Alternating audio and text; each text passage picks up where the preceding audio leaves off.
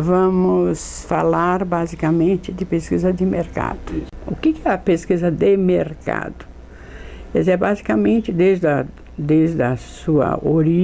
origem do marketing, com o senhor Lever, que foi quem, o senhor Lever, aliás, Lever, que foi quem iniciou o marketing na medida em que ele carimbou os seus sabões feitos. Aí tem início a marca.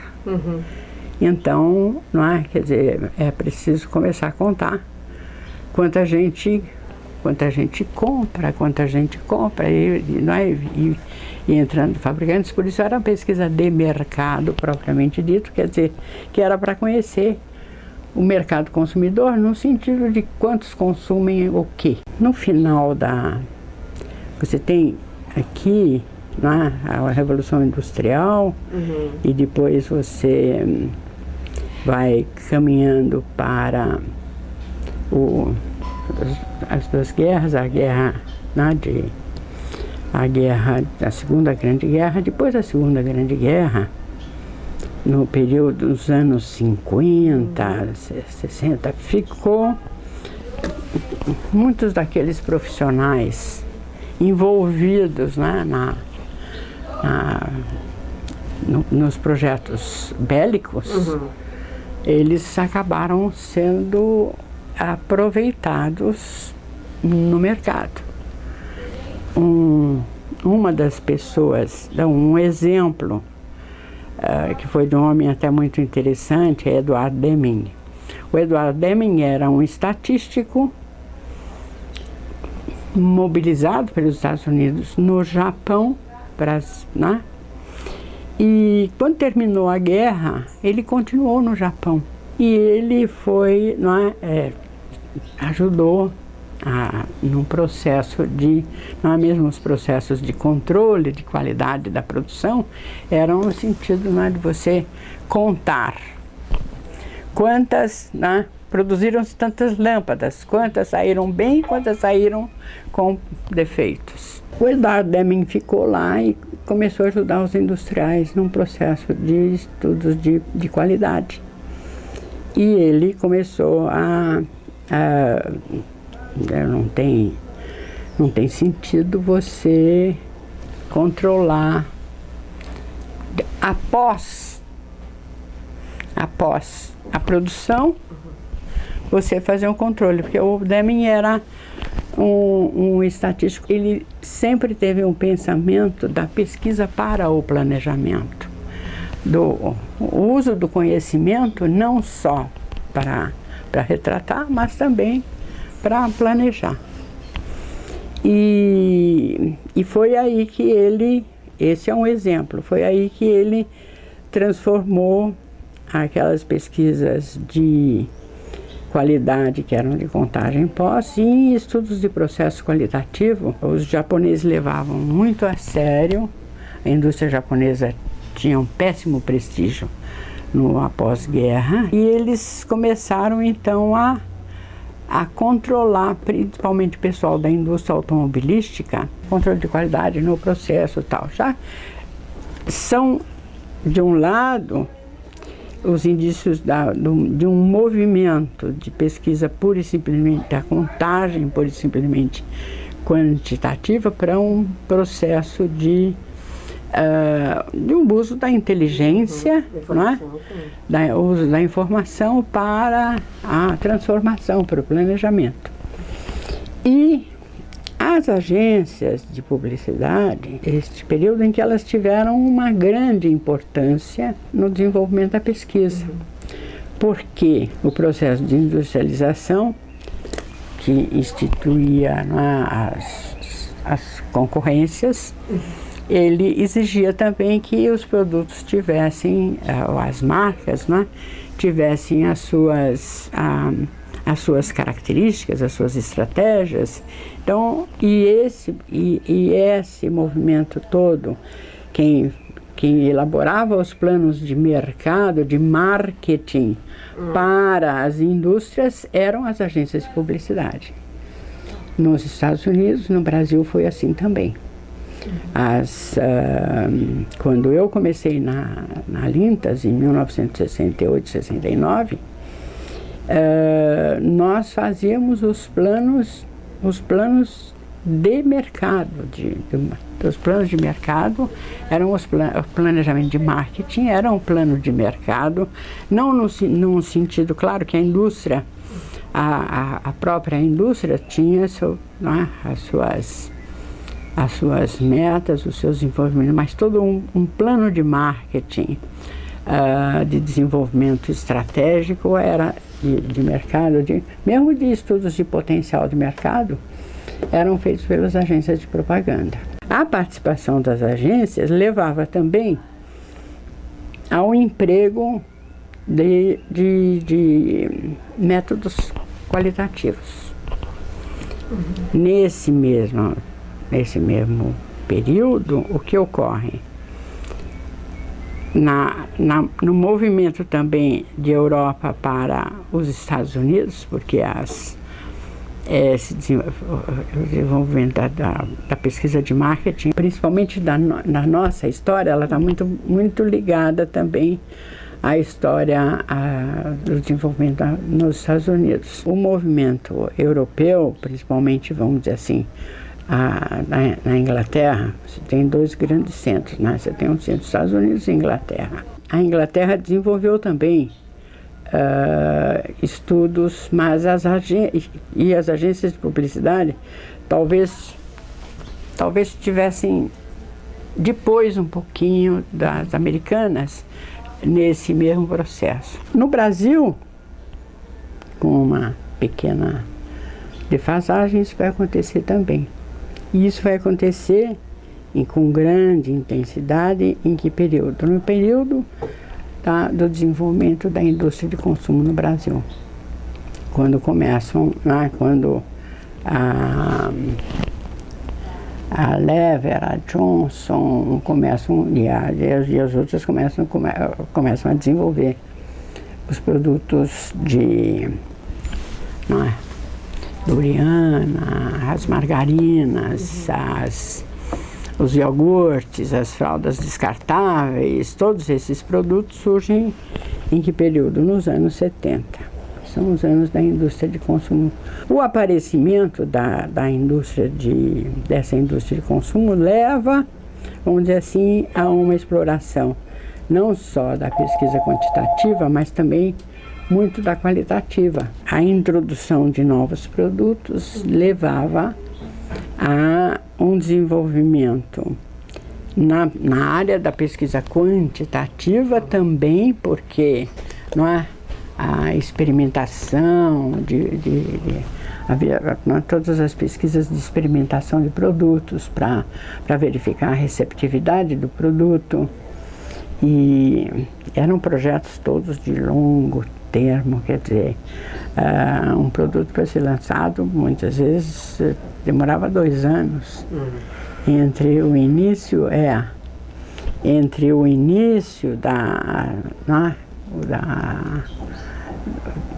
do trabalho e o lançamento, porque estas empresas, e no caso, na minha história, nessa fase, tem 2 principais organizações nessa história, que são a Unilever e a Johnson, as 2 para as quais a gente teve uma participação muito grande. Então, um estudo de Doriana desenvolveu os vários tipos de margarina, que eles tinham um know-how fantástico. Eles podiam desenvolver margarina com o gosto da manteiga que você quisesse, de alta qualidade, de média, tinha que acertar com o taste local. Então tudo isso levava ao desenvolvimento de marcas também.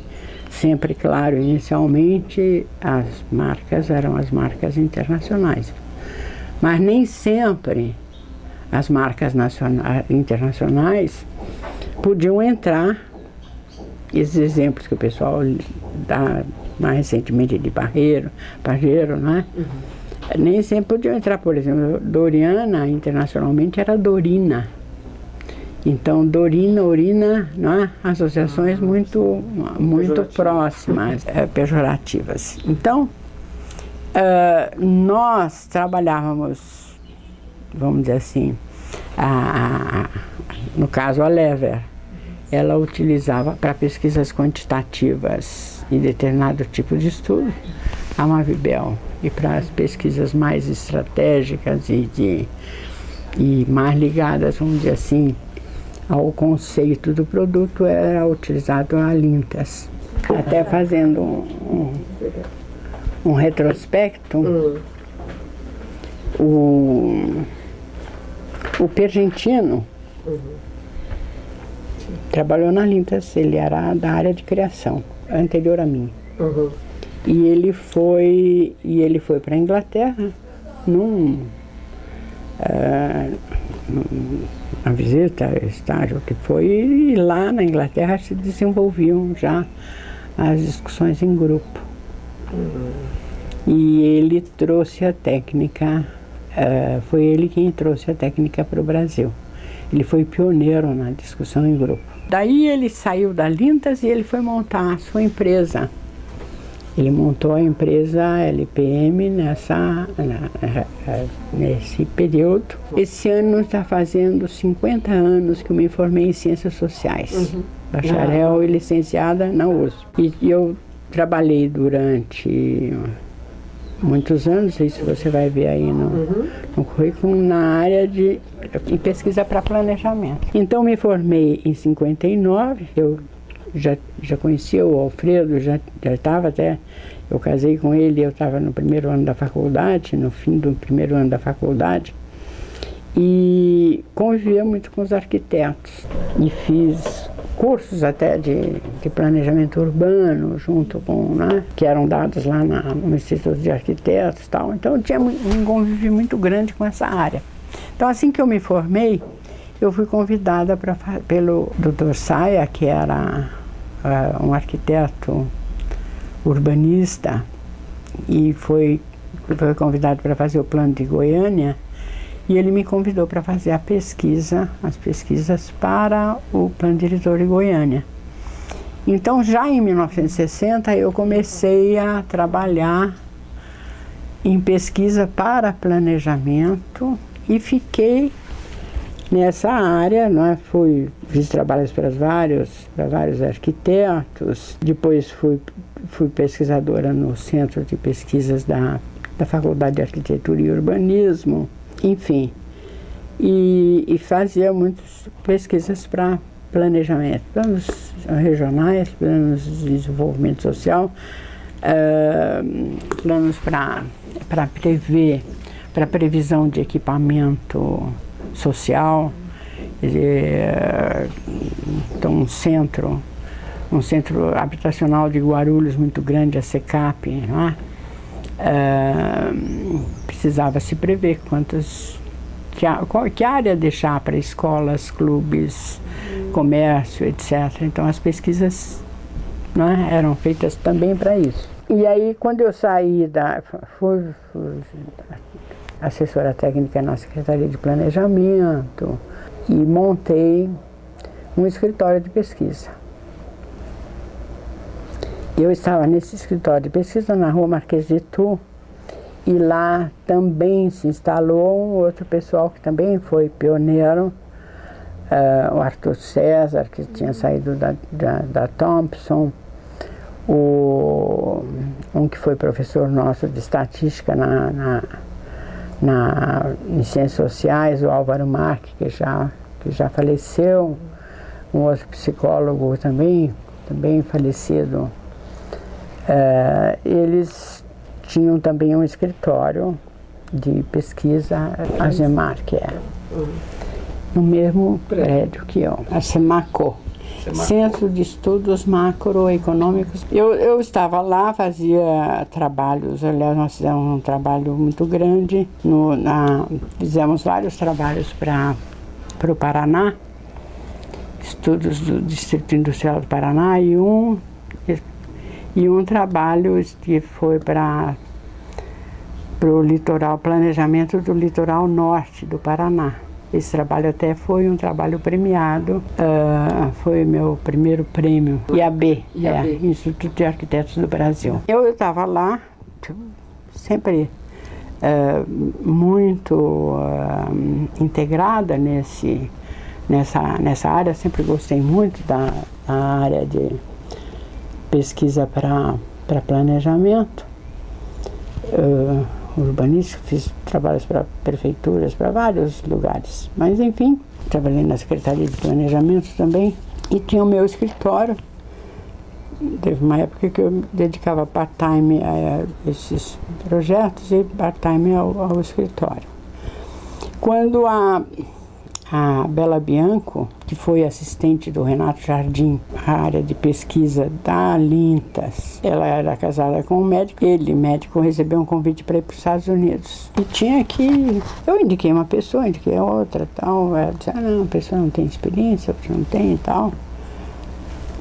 Eu falei, vou ver. E aí fui lá fazer entrevista, a Bela me mostrou, havia na época, durante muito tempo, um certo preconceito em relação à pesquisa de mercado. Por parte dos sociólogos, psicólogos, havia um preconceito.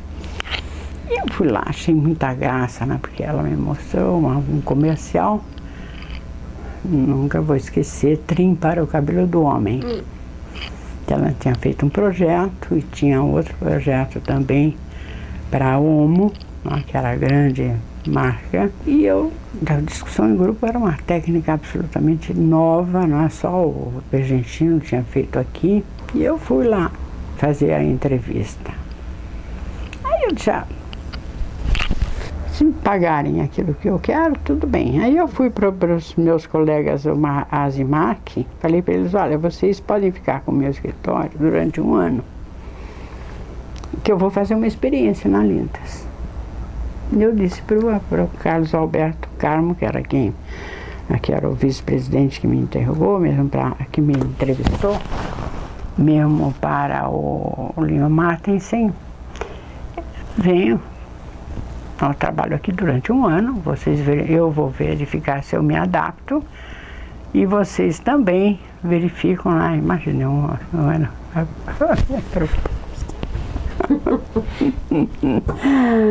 E passou um ano, né? E aí eles ficaram, ofereceram com o escritório, estava montadinho, um escritório muito simpático e tal, e vocês vão pagando as despesas, né? Ao final de um ano eu vou resolver o que eu faço, tal. Eu fui conversar com o Carlos Alberto, ele nem lembrava disso, né? Porque eu estava tão integrada no trabalho que nem passava mais pela cabeça, né? E então, aí desmontei o escritório lá e fiquei só na Lintas. E esse foi um período que coincidiu, né, com esse grande período de ebulição, de pesquisa, e eu montei, não tinha nada lá. Tinha uma secretária, eu disse a ela, tudo bem, vamos fazer um grupo para eu ver como é, né, como é que é a história. E o segundo grupo, vi primeiro, o segundo foi moderar, e foi muito engraçado, muito engraçado. A Bela tinha o hábito de servir um chá num intervalo no grupo. Começava o grupo, fazia um intervalo, servia um chá, depois recolhiam as coisas e continuava o grupo. Muito bom. E lá fui eu, né, fazer. E você sempre transfere a tua ansiedade, e o mercado era um mercado totalmente virgem, não era como agora, apesar que tinham lá, sempre tem as recrutadoras que facilitam as coisas, mas ninguém sabia o que ia fazer numa reunião de discussão em grupo, não tinha também espelho, nada disso. O cliente assistia dentro da sala, mas nessa minha primeira reunião, aquela coisa de, era sobre lavagem de roupa, e o grupo não andava, sabe? As pessoas elas só respondiam aquilo que, né, era, sabe, saca-rolha. Aí deu um intervalo para o chá. Foi assim como você, quando as crianças estão na aula e tocam o sino do recreio.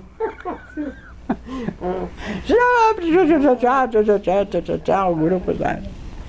Aí voltamos à aula, ao grupo, né? E volta o silêncio.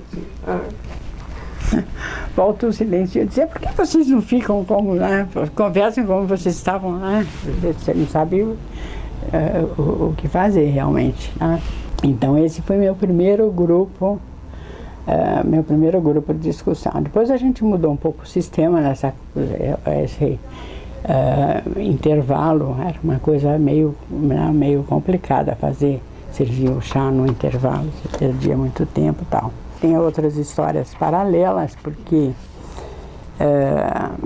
quem recrutava, a Bela tinha uma pessoa que fazia o recrutamento para ela.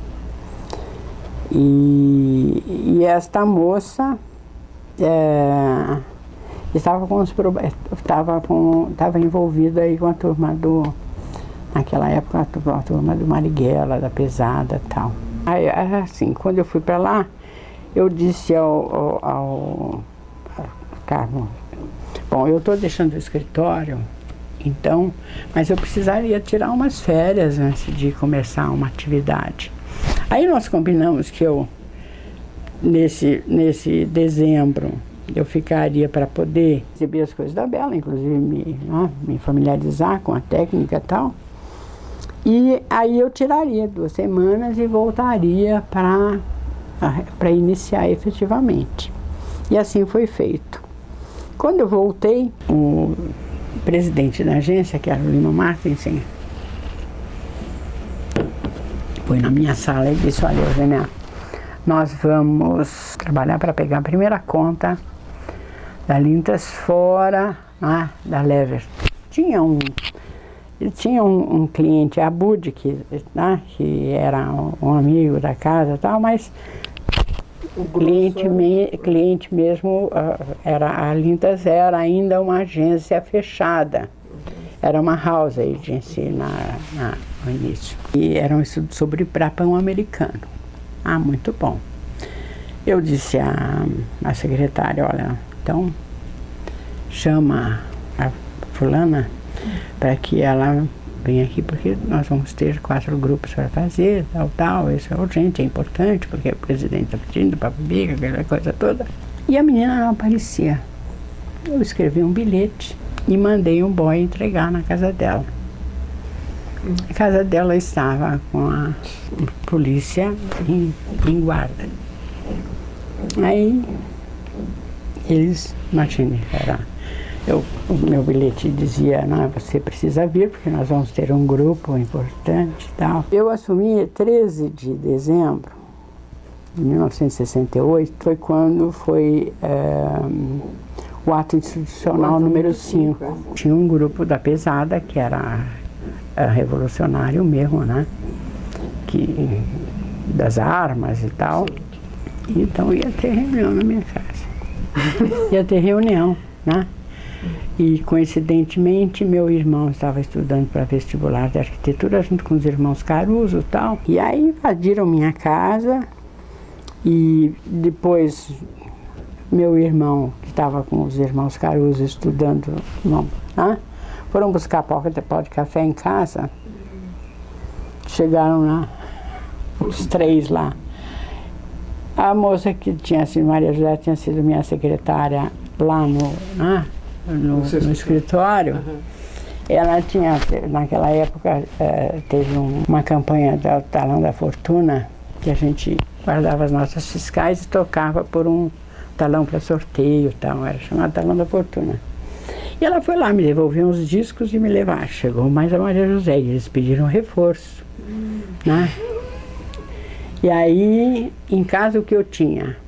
Mapas e plantas, porque Sim, você trabalhava com isso. Planejamento urbano,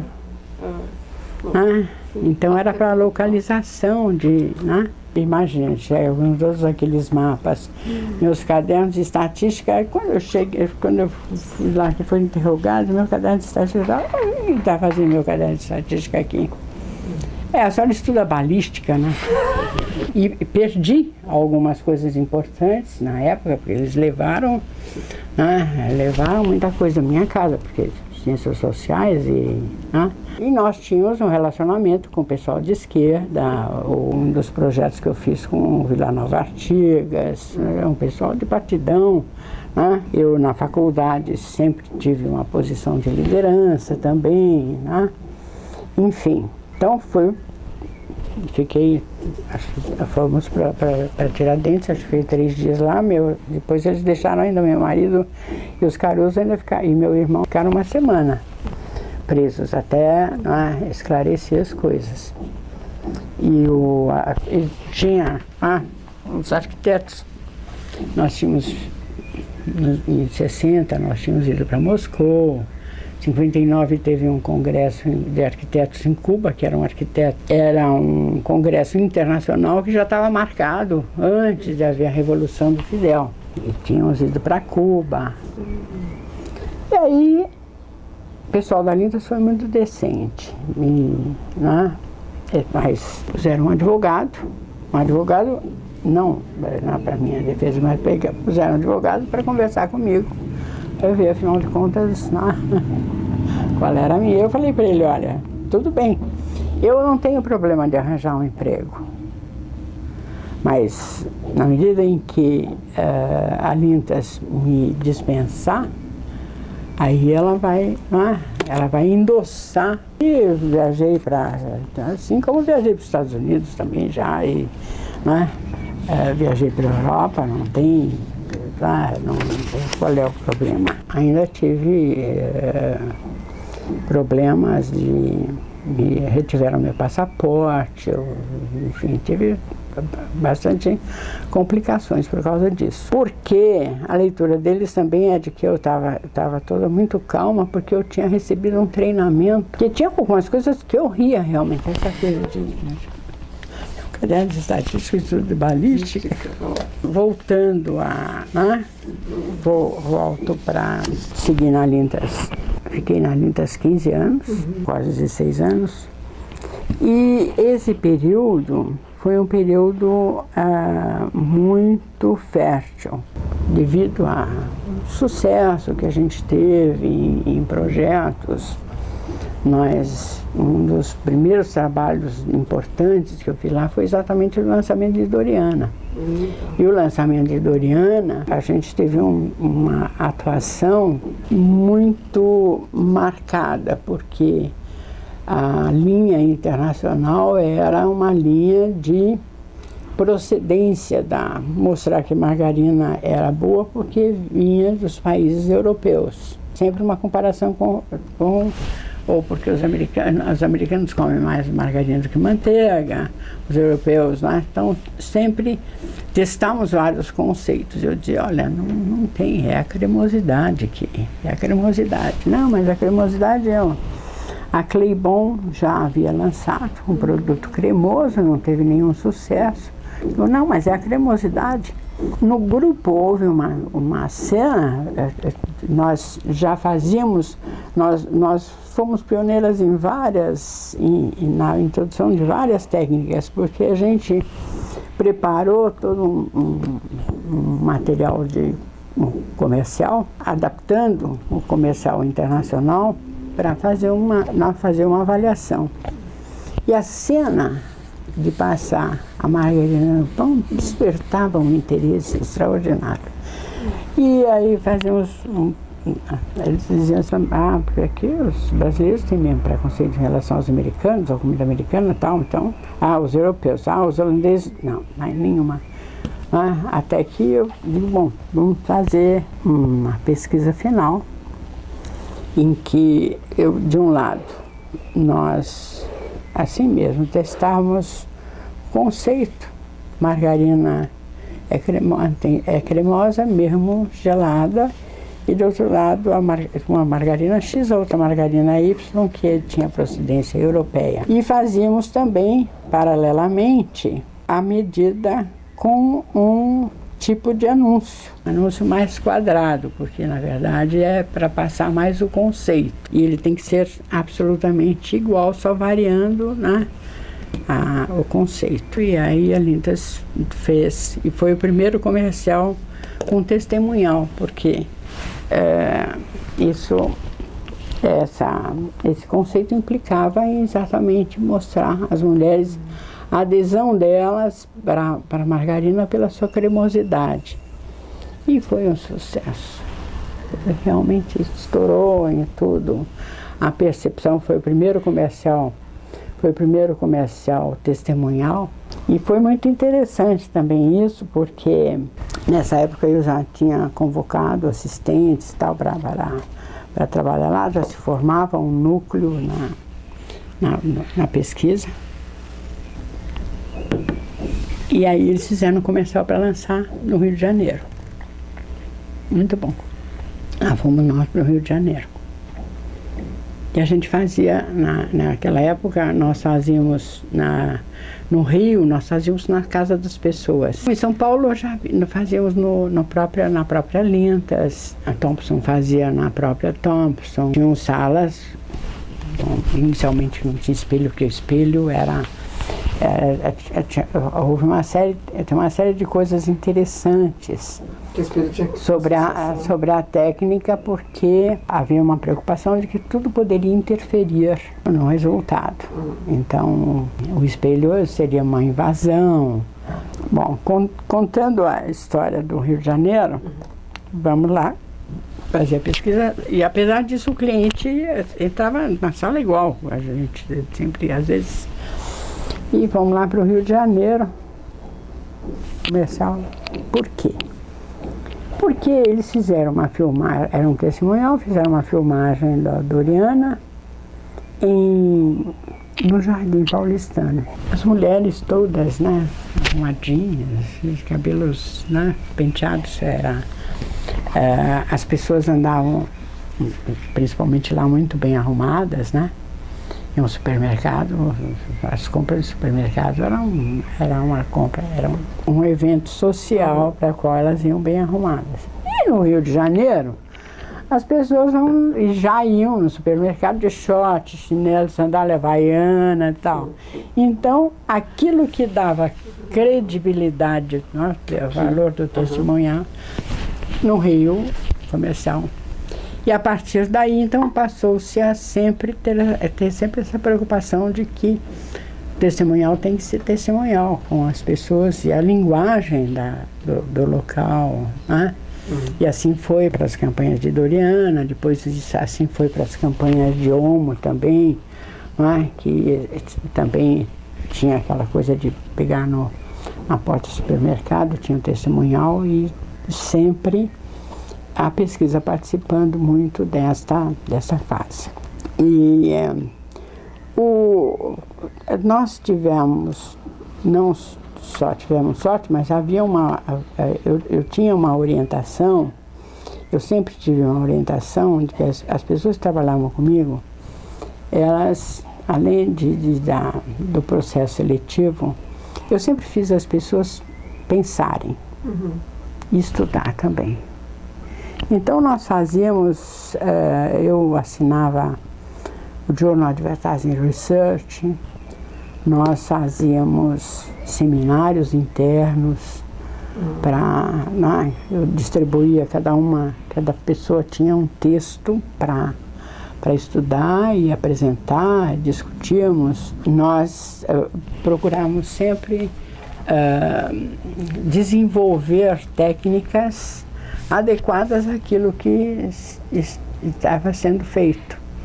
E o Departamento de Pesquisa da Lintas começou a ter um prestígio muito grande no meio. Ele foi um centro de pesquisa porque, tanto pelo pioneirismo das coisas que nós realizamos, quer dizer, de um lado nós éramos pioneiros porque como nada tinha sido feito. Sim. Né? Mas, por outro lado, as coisas feitas eram bem feitas, convincentes, né? E nós tivemos uma participação grande.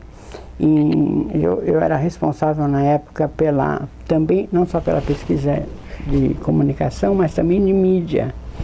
E fazíamos estudos. A veiculação em televisão era intensa, porque a veiculação em televisão era muito barata. Então, e havia um problema de desgaste dos comerciais. Normalmente lançava-se um produto com um filme de 60 segundos, depois se reduzia, então nós fazíamos estudos para verificar, acompanhamentos para verificar o momento de wear out, de cansaço, quando reduzir, sem contar que os comerciais, já quando eles iam para o ar, eles já tinha havido um processo anterior de pré-teste. Então nós instituímos não só no pré-teste, nós tínhamos o pré-produção e pós-produção. Tínhamos as duas fases e depois, quando o comercial ia ao ar, e aí o Pergentino tinha a técnica, nós discutimos muito sobre isso, porque eles mediam o impacto do comercial no ar numa série de controles e tal. As agências, na verdade, na época haviam os grupos Lintas, Thompson, que tinha também pesquisa, mas a Thompson já tinha uma orientação mais quanti, apesar de que eles faziam também pesquisa qualitativa, e também tinha o seguinte, aqui tinha uma outra situação. A Lintas tem uma presença das mulheres muito forte. Trabalharam na época, e aí veio a Clarice Herzog, que começou no Azimark, mas que desenvolveu mesmo foi na Lintas, a Vera Aldrich, a Márcia Ferritti, quer dizer, o Carlos Wagner, que não sei se vocês conheceram, porque depois, bem mais tarde, ele foi para a Thompson. Helena Quadrado passou mais tarde. Algumas dessas pessoas começaram mesmo a sua atividade de pesquisa na Lintas. Ele era um centro de informação porque nós formávamos realmente, porque nós desenvolvíamos técnicas de pesquisa, a gente desenvolveu medidas de pré-teste, desenvolveu medidas de wear out, desenvolvemos várias medidas. As amostras na época eram sempre de 1000 casos e tal. E nós trabalhávamos com pequenas amostras. Nós não fazíamos só o grupo, nós fazíamos entrevistas. Nós fomos pioneiros também em Central Location, porque nós tínhamos também um sistema que facilitava muito. Porque eu trabalhava sempre com duplas, um sociólogo e um psicólogo. E sempre entra uma pessoa nova, vai com uma pessoa experiente. E casava mesmo, porque embora o psicólogo não exercia a sua função de análise psicológica, ele tinha uma dimensão mais do indivíduo. E o sociólogo sempre uma visão mais aberta. Então essa combinação sempre foi muito rica. E não que houvesse, vamos dizer assim, disputas entre o sociólogo, não, porque era um casamento que dava muito certo. Paralelamente eu desenvolvi na Lintas um centro de informações, porque como nós fazíamos, vamos dizer, os projetos, o planejamento era um planejamento de mercado, requeria sempre uma busca de dados secundários. E, por outro lado, também o armazenamento de todo o nosso material, né? Então, era um misto de biblioteca, centro de dados e tal. E fiz com que as pessoas, a bibliotecária contratada, tivesse sempre um conceito seguinte: nós não temos que duplicar informações, nós temos que saber aonde o dado se encontra. Então, eu não vou reproduzir, não vou fazer pesquisa que eu posso encontrar informação no IBGE, num outro centro qualquer. Então, eu tenho que saber aonde está a informação. E isso elas souberam fazer muito bem. Nós assinávamos várias revistas. Bom, além das revistas normais, né? Veja, Isto É, etc., elas vinham, né? Nós recebíamos porque o anunciante sempre recebe. Mas nós assinávamos também outras revistas profissionais, Journal of Advertising Research. Então nós sabíamos sempre das fontes nacionais e internacionais. Foi uma característica da Lintas do meu tempo. Nós trabalhávamos no desenvolvimento da pesquisa. Não, desenvolvimento de técnicas de pesquisa. Foi uma escola. E desenvolvimento de técnicas de raciocínios, de avaliações, não é? Que não era uma coisa como, por exemplo, sei lá, foi depois mais tarde, quer dizer, de usar para resolver o problema do cliente, né? Usar como um fornecedor, não é? Houve uma época em que a agência era um fornecedor de pesquisa. Não, nós não éramos fornecedores de pesquisa do cliente. Nós fazíamos pesquisa para os nossos clientes, mas muita pesquisa também procurando desenvolver técnicas.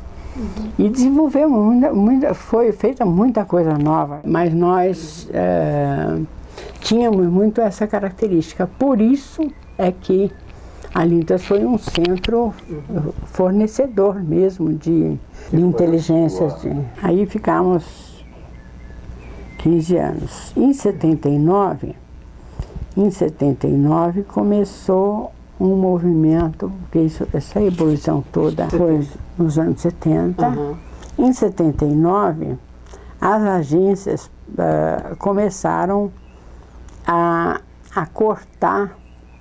As empresas começaram a cuidar mais da parte financeira, de redução de pessoal. Em 79 começou uma onda, internacionalmente também, no final dos anos 70, de reduzir, porque, por outro lado, enquanto não havia, vamos dizer assim, um mercado fornecedor farto, né? Haviam poucas empresas de pesquisa no mercado para atender o mercado.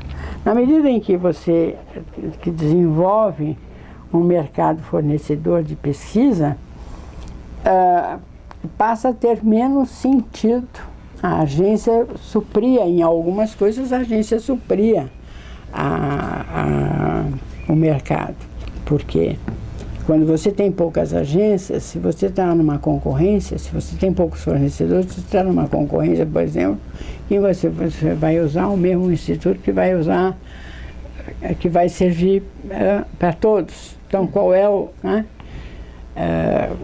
Quando você tem já uma diversificação, passa a ter menos sentido um grupo amplo. A Lintas chegou a ter um departamento muito grande de pesquisa. Assim, outras nos Estados Unidos também. Então, em 79, houve um corte. A Lintas me ofereceu para eu abrir, assim como a Thompson fez com o Arthur César. Abre o seu instituto. Nós vamos durante um ano, nós te damos um apoio financeiro, você devolve esse dinheiro em trabalho durante um tempo. E foi aquele zoom, né? Porque eu ingenuamente, digo ingenuamente, acreditei, né? Quando o pessoal dizia, não, a Jana pode sair, a Jana pode sair, a Jana pode sair, acreditei nisso. E, por outro lado, eu não queria ter um escritório. Eu sabia quanto que as pesquisas bem feitas custavam. E depois a administração de pessoal, eu nunca fui boa nesse negócio de administrar gente. E o que eu fiz? Eu passei, vamos dizer, essa vantagem para Marinalva, Melanie, quer dizer, um grupo saiu da Lintas e formou o Feedback. Eu ainda fiquei dentro da Lintas. Então, em 79, elas montaram a Feedback e a gente passou a reduzir. Eu acho que quem ficou na época foi o Jaime Troian. Foi o Jaime, o Wagner, Carlos Wagner, que era excelente, também já tinha ido para a Marplan. Ele estava preparadíssimo para assumir, preparadíssimo. Porque eu sempre fiz com que as pessoas lessem, estudassem, pensassem. Nós fazíamos seminários, nós fazíamos, certo, as pesquisas de desenvolvimento de Weyerhaeuser. Nós fizemos uma pesquisa que essa sim deu um barulho muito grande, porque foi a primeira grande pesquisa de telefônica, porque o pessoal não acreditava em pesquisa telefônica. E eu dizia, mas o telefone a hora que você pega no telefone, você faz, as pessoas se abrem, as pessoas ficam 40 minutos. E mesmo o pessoal da Lever assim considerava, quando tem uma pesquisinha, pode fazer por telefone. Não, você faz. E o telefone foi tão, quer dizer, e eu batalhei muito para conseguir botar na cabeça das pessoas que a pesquisa telefônica tinha validade. Eu fiz a primeira grande pesquisa telefônica com uma pesquisa que foi dado o nome de Olhos na TV. Por quê? Esse foi também um processo que ninguém mais fez isso. Havia sempre uma grande discussão, porque o que as mulheres fazem na hora do bebê? Aliás, esse questionamento sobre a audiência do comercial é um questionamento que vinha desde o surgimento da pesquisa de mídia. Sempre se, né? Mas quantas pessoas realmente assistem? Então tinha aquela coisa de... Aí houve... E todas as tentativas que foram feitas nesse sentido eram pesquisas assim, botar um espião na casa, sempre métodos desse tipo. Então, sempre com um certo ar folclórico nesse negócio. Bom, eu dizia, e o pessoal queria saber, né? Sempre tinha esse questionamento, mas o que as mulheres fazem na hora do bife? A hora do bife é a hora do jantar. Quer dizer, a Lever dirige seus comerciais para as mulheres, e as mulheres estão lá ocupadas no fogão, como é que é? A hora do bife, HB. Aí eu digo, olha, mas isso nós temos que fazer um projeto, temos que fazer uma coisa muito bem feita. Porque os resultados podem ser resultados muito importantes. E então foi montado um projeto muito especial. Nós estávamos na Lintas nessa época, num edifício da Bela Sintra, que tinha um casarão ao lado. Esse casarão estava vazio. Eu montei aqui, nesse casarão, umas equipes para fazer a pesquisa no período das 18 às 21 horas, acho, ou 22 horas. Bom, então essa equipe tinha um entrevistador, que ia trabalhar essas 4 horas, para a qual ele foi treinado. Tinha um entrevistador que não podia levantar da mesa. Então, para ir ao banheiro, né, ele, entrevistador, se ele precisasse sair, tinha os reservas que entravam. Eu fiz a pesquisa em 4 emissoras, das 4 principais emissoras comerciais, né?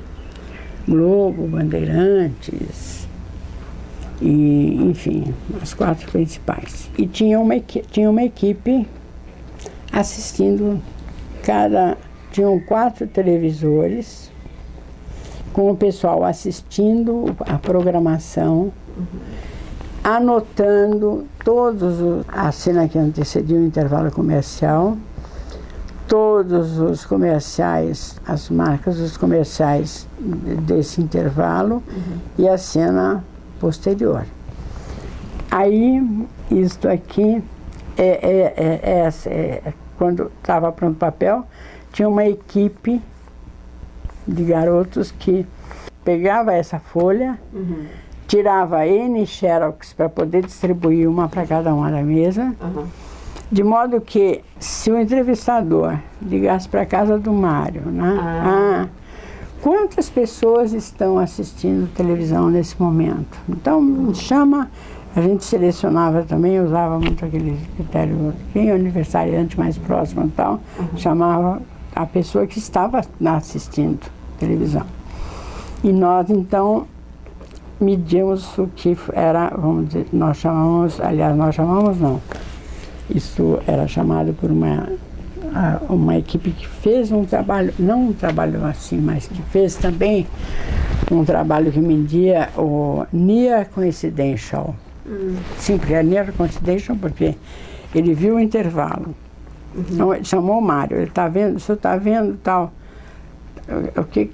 qual é o canal que está vendo? Então, Niki era um dos 4, o senhor estava assistindo o quê, fazendo o quê? Então, ele descrevia o que ele estava fazendo, viu que comerciais o senhor viu, estava fazendo o quê.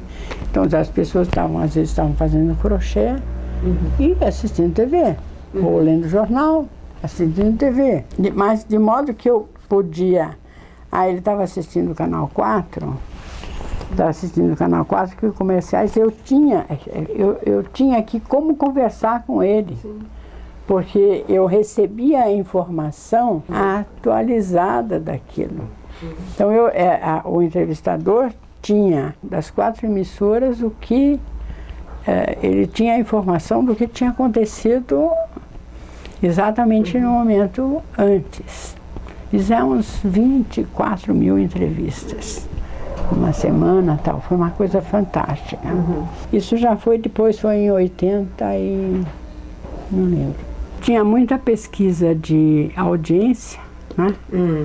Esse era o forte antes. E a quantitativa de mercado, quer dizer, de contar quantos tem, quantas marcas, né? Quais são as marcas que tem em casa, essa coisa. Muito bom. Essa pesquisa, com essa quantidade de informações e de detalhamento, nós pudemos saber qual era a interferência do tipo de programa, do próprio horário, né? Mais começo da tarde, as aulas, enfim, toda essa. E quantificados, e eu sempre, essa foi uma técnica que inclusive o Jaime Troiano se valeu disso, porque eu sempre... minha preocupação sempre era encontrar um índice indicador, né? Então, como nós vamos construir um índice de percepção do intervalo comercial, né? E esse índice de percepção construído de modo a poder também ter esse mesmo índice para os vários tipos de programa, por emissora, por várias, né? Você tem um indicador síntese, tá? E muito interessante é que nessa mesma época nos Estados Unidos, por razões diferentes e com metodologia diferente, que eu não sei nem bem qual foi a metodologia que eles utilizaram, mas eles chegaram a uma conclusão similar à que eu cheguei aqui, que era de aproximadamente 1/3 da audiência do... Né? Muito bom. Esse resultado foi... Preparamos um audiovisual. O trabalho teve uma repercussão muito grande. É uma discussão que a gente sempre teve, inclusive com o recall calculado, né, daquela forma, que é o seguinte: um comercial nunca é feito para ser passado uma única vez. E nós tínhamos todo um estudo de efeito, do efeito, a fase de crescimento, do aprendizado, e uma série de coisas. Foram os estudos de Weraut. Mas a leitura, assim, foi muito explorado, né? E causou um impacto muito grande de que, então, começava a terça parte do que? O intervalo não era terça parte. O problema foi com a Globo. A Globo quis cortar, deu um problema internacional. A Globo quis cortar a bonificação da agência, aí foi um bafafá. Foi um problemaço. E a gente teve que parar de divulgar a pesquisa. Foi uma coisa assim, né? Os nossos colegas se comportaram muito mal, os nossos colegas de pesquisa. Como diz o Rai Maia, você conhece o Rai da pesquisa etnográfica? O cara, ele tem um sobrenome Mayatovsky, tal. Rapskovsky, eu nunca sei sobre o sobrenome dele. Ele tem um prenome tão simples e um sobrenome meio complicado. O Rai começa um dos seus livros dizendo que a nossa profissão é uma profissão de que, como ele nunca viu igual, como há uma competição entre, muitas discussões entre os profissionais. Se nós temos, né, essas coisas das ciumeiras e tal, então a turma dos institutos, a turma dos machões, né, também, dos machos e dos institutos, tinham assim uma... E na SBPM houve uma assembleia e o pessoal foi contra a manifestação a favor, a meu favor. E deu um problemaço, né? E internacional, veio gente fora, veio presidentes e tal, os diretores internacionais ali. Mas aconteceu uma coisa: os resultados, a pesquisa, a técnica, inquestionável. Não houve nenhum questionamento em relação à metodologia, à credibilidade da pesquisa, mas todo um desenvolvimento que era possível ser feito, porque eu colhei muito material, né, de essas coisas que ficaram mais genéricas, quer dizer, também puderam ter um tratamento mais genérico de variação do índice por, né? Muita coisa deixou de ser feita porque o projeto foi paralisado, né? Foi feito o relatório, foi feito esse comercial, foi uma coisa que marcou muito. Uns anos depois, a Globo, né, fez questão de me chamar lá para as festas lá de fim de ano, não sei o que, isso aí. Mas foi Os Olhos na TV foi um estudo que marcou, marcou época. E marcou época também nesse sentido, do comportamento, por exemplo, eu deixei de ganhar o prêmio Caboré, porque houve um movimento contra de não certo. Não, é que cada uma dessas coisas era botar fogo na fogueira, né? Inclusive, era o questionamento de toda a propaganda televisiva e Mas que havia um mal entendimento, porque desde o início e sempre que eu fiz pré-testes, eu sempre disse, e nós tínhamos feito estudos também de wear-out, sempre com a base seguinte: um comercial não é visto, não é feito para ser visto uma única vez. Né? Há abusos, né? Mas é por isso que você estuda, e nós estudamos na Lintas toda uma estratégia de colocação de comercial, para evitar cansaço, evitar os efeitos, né, os efeitos negativos e tal. Então isso aí. De modo que teve todo esse diferencial, né? Eu fui muito discreta. Eu podia botar a boca no trombone, mas não fiz isso. E sempre fui muito respeitada por essas coisas, porque as pessoas que agiram a Associação Brasileira de Propaganda no ano seguinte me deu um prêmio. Mas os colegas se retraíram, vergonhosamente. E aí ele me perguntava quando eu saí. Passou um tempo. E eu deixei passar um tempo, mas já estava pedindo minha demissão. Só que eu tinha pedido minha demissão e o cubano que estava aqui, que era o presidente da agência, dizia assim: bom, você não vai jogar os seus anos todos pela janela, tal. E ele dizia: não, espera um pouco, porque o que aconteceu? Que a Lintas estava já em tratamento de fusão, porque aí a Lintas poderia me demitir. Eu fiz um acordo com eles. E aí ficou aquela coisa. Eu não queria montar um instituto. Foi em 85. Eu não queria montar um instituto porque não queria ter essa coisa de administrar pessoal. É uma chatice, né? Mas eu sabia também que consultoria, porque, por certo, seria uma consultoria. Né? Mas sempre que me chamavam, os meus colegas, tal, era sempre assim: vamos almoçar, que eu gostaria de ouvir tua opinião. Ou mesmo os clientes da Lintas que me convocavam, eles me convocavam como clientes da Lintas. Então,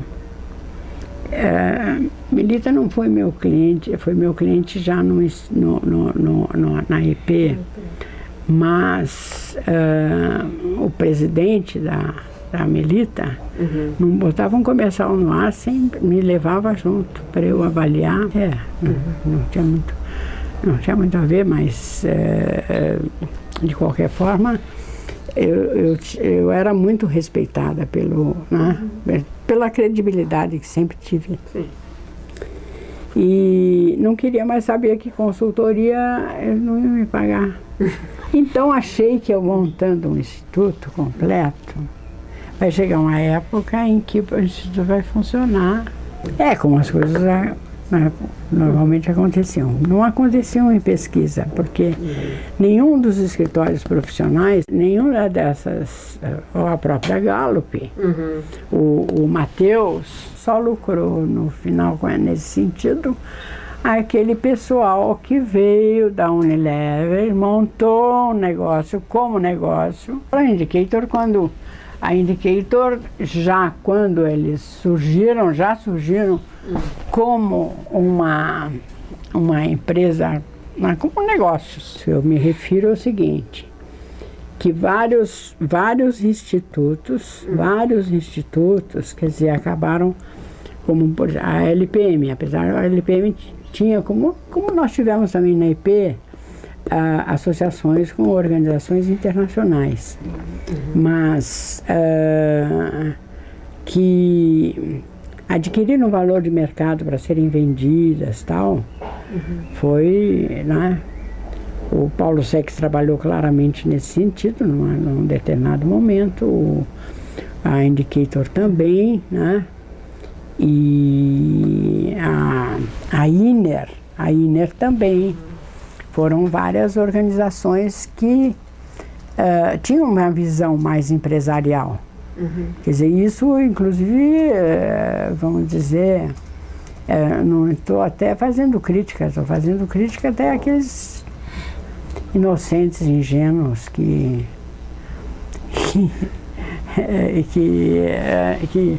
Não, ou como eu mesma, né? Que abrir mercado só o fato só o trabalho que eu fiz na Exomar, levando esse pessoal todo, né, para a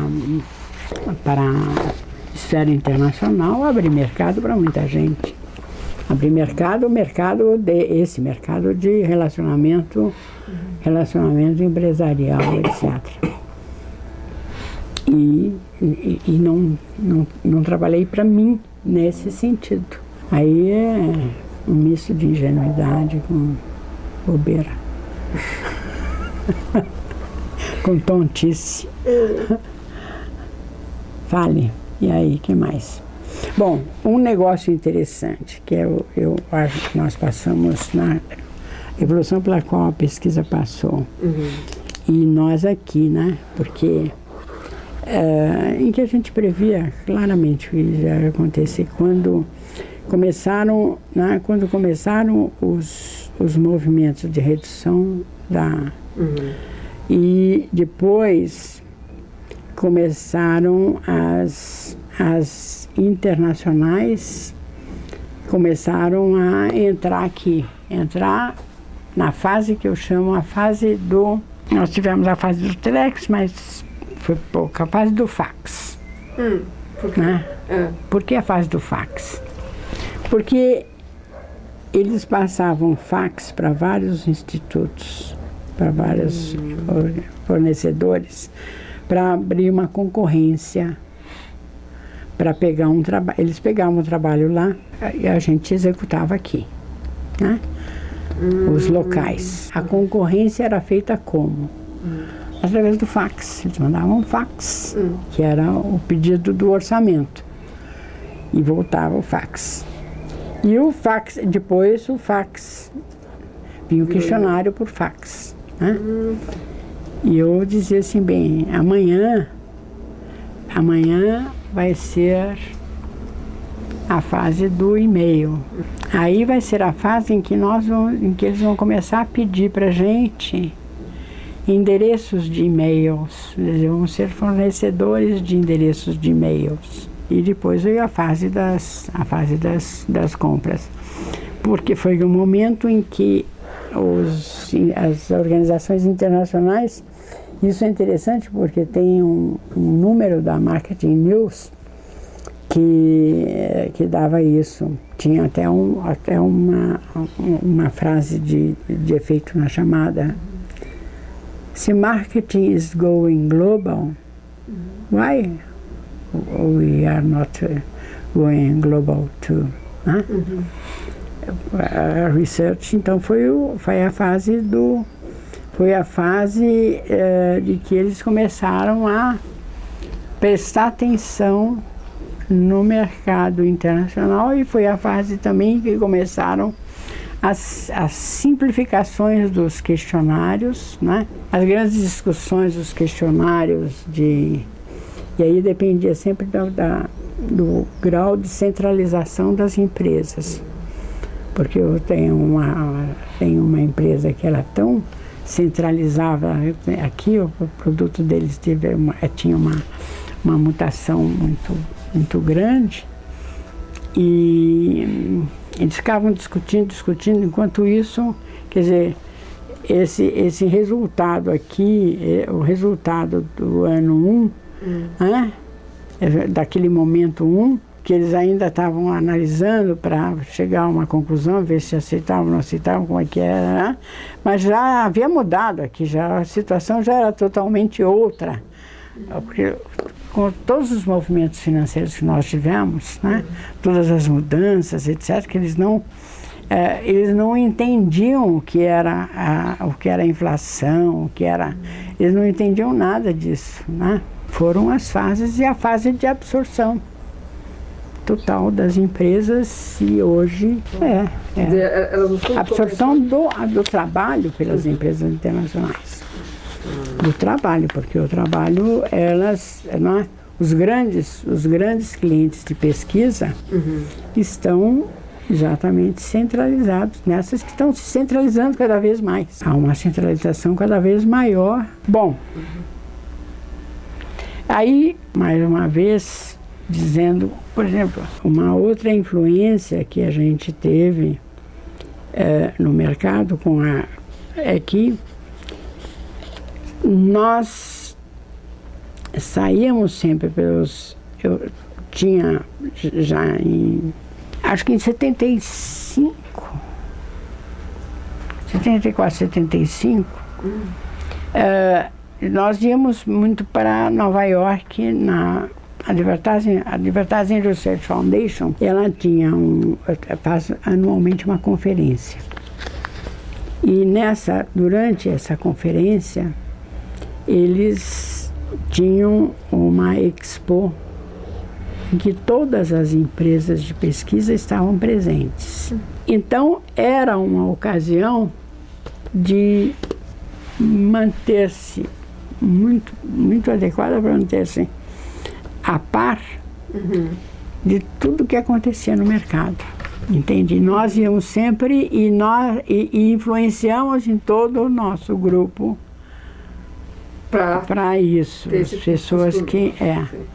E eu me lembro que a Helena Quadrado dizia, né, que o que ajudou muito na Macam foi exatamente porque ela foi para lá e foi dirigir, foi vice-presidente até muito recentemente lá. Foi exatamente essa visão que a gente dava e esta chamada para que frequentassem esses eventos.